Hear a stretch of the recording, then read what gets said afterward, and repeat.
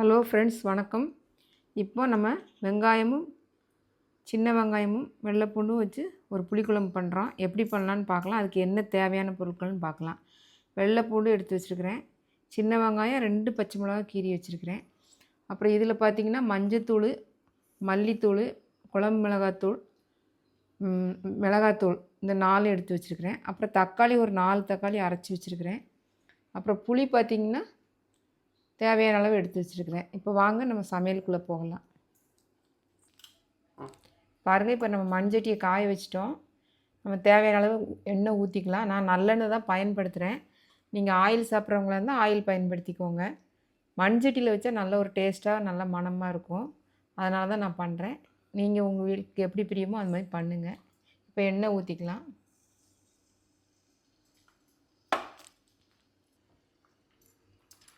பாருங்கள், எண்ணெய் காஞ்சிருச்சு. நம்ம இந்த வெங்காயமும் பச்சை மிளகாயும் போட்டுக்கலாம். ஒரு 2 நிமிஷம் வதக்கிட்டு அப்புறம் வெள்ளைப்பூண்டு போட்டுக்கலாம். 2 நிமிஷம் வெங்காயம் வதக்கிட்டோம். இப்போ வெள்ளைப்பூண்டு போட்டுக்கலாம்.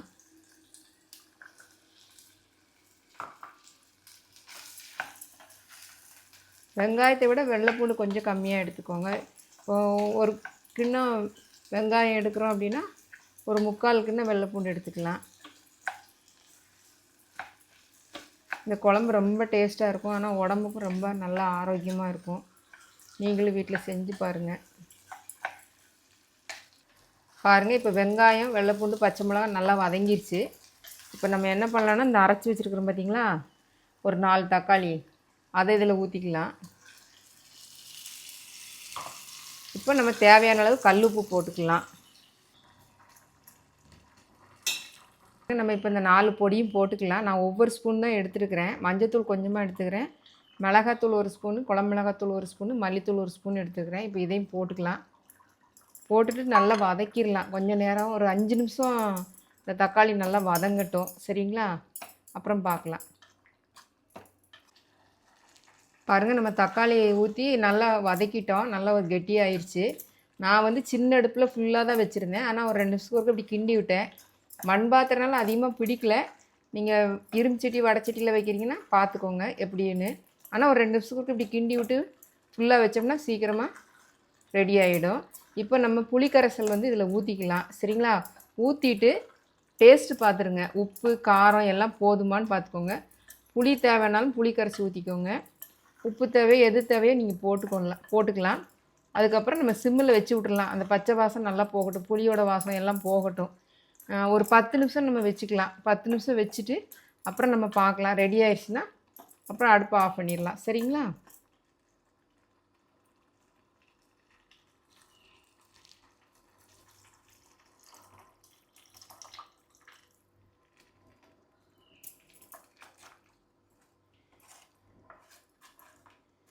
இப்போ புளியை ஊற்றிட்டேன். இப்போ ஊற்றிட்டு ஃபுல்லாக வச்சுக்கலாம். வச்சுட்டு கொதி வந்த உடனே சிம்மில் வச்சிடலாம். சரிங்களா?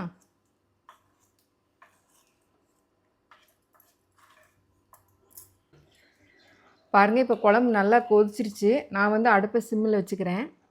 அப்புறம் பார்த்திங்கன்னா நான் டேஸ்ட்டு பார்த்தேன். உப்பு கொஞ்சம் தேவைப்பட்டுச்சு, காரம் கொஞ்சம் தேவைப்பட்டுச்சு, போட்டிருக்கிறேன். தண்ணி கொஞ்சம் ஊற்றிருக்கிறேன் எனக்கு தேவையான அளவு. இப்போ பார்த்திங்கன்னா ஒரு 10 நிமிஷத்தில் கொஞ்சம் நல்லா கொஞ்சம் வற்றிடும் தண்ணி. உங்களுக்கு எவ்வளோ தேவையோ நீங்கள் தண்ணி ஊற்றிக்கலாம். நீங்கள் தண்ணியாக தான் சாப்பிட்டா உங்களுக்கு பிடிக்கும் அப்படின்னா நீங்கள் அந்த மாதிரி பண்ணிக்கோங்க. நாங்கள் வந்து கெட்டியாக சாப்பிடுவோம். இது வந்து தயிர் சாப்பாடுக்கும் நல்லாயிருக்கும் சாப்பிட்றதுக்கு. அதனால் ஓரளவுக்கு கெட்டியாக தான் சாப்பிடுவோம். ரொம்ப கெட்டி இல்லாமல் நார்மலாக சாப்பிடுவோம். இப்போ இவ்வளோனா இருக்குது. ஒரு 10 நிமிஷம் கழித்து நம்ம பார்க்கலாம். இப்போ வந்து மூடி போட்டுடலாம். அந்த கொருவா கண்ணு தட்டு மாதிரி இருக்கிறதுல கொருவாயாக கொஞ்சம் மூடி வச்சிட்டோம்னா அது பொங்கி வடியாமல் இருக்கும். அதுக்கு தான். சரிங்களா? பார்க்கலாம். பாருங்கள், இப்போ அந்த நம்ம வெங்காயம் வெள்ளைப்பூண்டு குழம்புக்கு வந்து ஒரு பவுடர் ரெடி பண்ணிக்கலாம். வெந்தயம் பாருங்கள், இவ்வளோ காலம் கொஞ்சமாக தான் போடுறேன், ரொம்ப அதிகமாக போட்டுறாதீங்க. இதை போட்டு வறுத்துக்கலாம். பாருங்கள், வெந்தயம் லைட்டாக இதாகிடுச்சு. அப்புறம் லைட்டாக வெடிக்கும். அதை வச்சு நீங்கள் கண்டுபிடிச்சிக்கோங்க. அதுக்கப்புறம் கொஞ்சமாக சீரகம் போட்டுக்கலாம். சரிங்களா? இதுவும் லைட்டாக பொரிஞ்சோடனே நம்ம எடுத்து அம்மியில் வச்சு நல்லா நுணுக்கிடலாம்.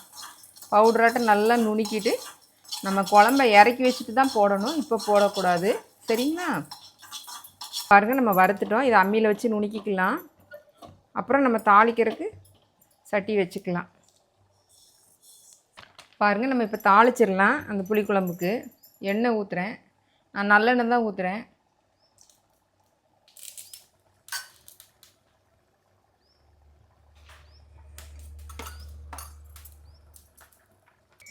பாருங்கள், ஒரு 5-6 வெந்தயம் போட்டுக்கலாம், ரொம்ப போட வேண்டாம். போட்டுட்டு அப்புறம் நம்ம கடுகு பருப்பு போட்டுக்கலாம். சரிங்களா?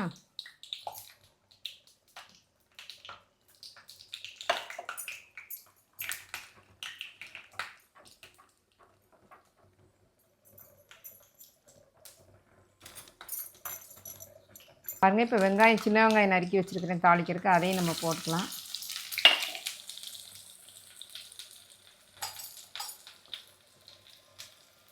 அப்புறம் கருவேப்பிலை போட்டுக்கலாம். சரிங்களா? இப்போ குழம்பு ரெடி ஆயிடுச்சு. நம்ம இதை ஆஃப் பண்ணிடலாம் அடுப்பை.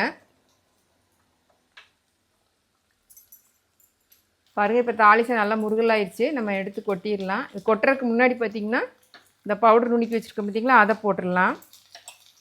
அப்புறம் இந்த மல்லித்தலை ரொம்ப குட்டி குட்டியாக நறுக்கி வச்சுருக்கேன், அதையும் போட்டுடலாம். கொஞ்சமாக வெல்லம் போட்டுக்கோங்க. இந்த அளவு நான் போடுறேன், அது ஒரு நல்ல டேஸ்ட் கிடைக்கும். சரிங்களா? தாளிச்சதை கொட்டிட்டு டக்குன்னு மூடி வச்சிடலாம். சரிங்களா?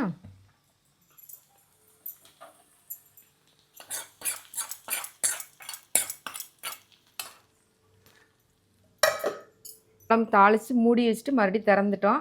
இப்போ குழம்பு ரெடி ஆயிடுச்சு. இந்த அளவுக்கு திக்னஸாக இருக்குது.